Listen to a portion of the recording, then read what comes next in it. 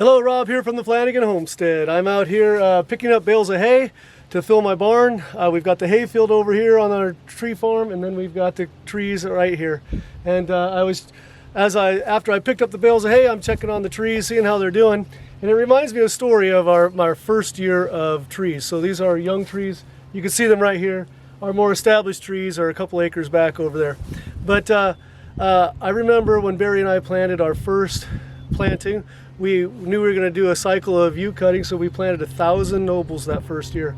And we planted them, and then weeds came up all the way around before the trees were even growing yet, but we didn't know if we could spray or not spray. It was our first year, and so we didn't want to hurt anything. So I remember grabbing, going to the online and ordering, or was it on? No, 20 years ago it wasn't online, but I went down to one of the local places here and bought 1,000 of the grocery bags for produce. And I took 1,000 bags and I went to each individual tree and placed grocery bags over every single tree. The 1,000 nobles and the 200 grand firs is what we planted our very first year. Put bags over them, and then we sprayed the herbicide over the top of them so they didn't get hit. And then we had to go back and pick up all those bags, and of course the wind started blowing and moving things around, and we had a mess. And thankful that I understand the process a little bit better now. You know, while the trees are still dormant but the weeds have started, go ahead and get that spray and spray it right over the top of your trees.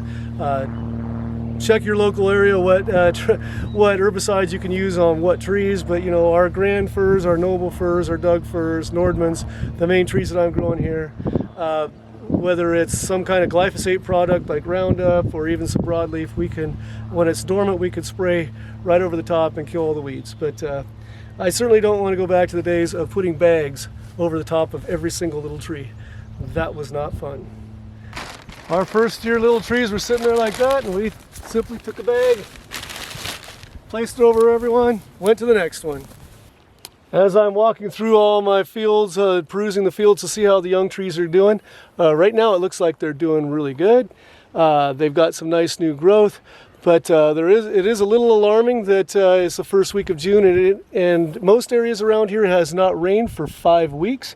We did get a little bit of a break here on the Christmas tree farm. There's thunderstorms going through and showers in certain areas, and we did get a little bit of rain one day in those 5 weeks, so we have had 1 day of rain.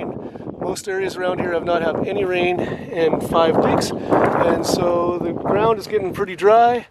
Hopefully, because we killed all the weeds aren't going to be competing for the moisture that was in the ground, and hopefully there's no rain in the forecast for 10 more days, unfortunately. Hopefully we get some more rain.